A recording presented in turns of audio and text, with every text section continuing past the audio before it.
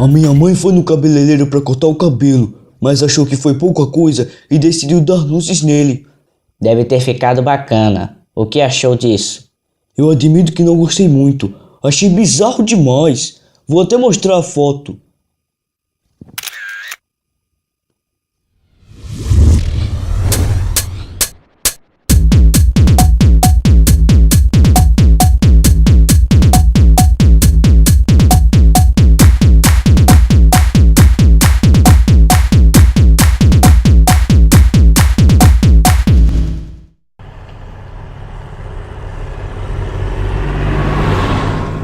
Olha, eu tava achando meu computador muito lento. Daí decidi fazer uma varredura com antivírus e descobri a causa do problema.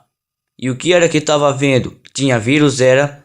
Tinha, tava tudo cheio de vírus. Até o antivírus tava com vírus.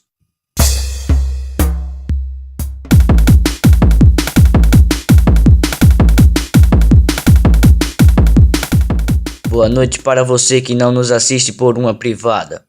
Neste momento está sendo inaugurada a cidade vizinha de Cirujeba.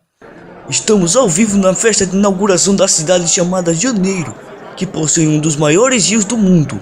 E como é o nome desse rio, Lourenço? Bom, isso eu ainda não sei, mas já posso adiantar que não é Rio de Janeiro.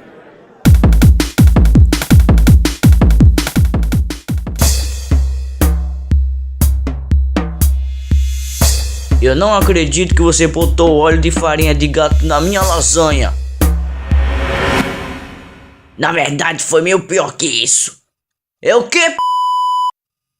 O que foi que tu botou na minha lasanha, filho do... Detergente.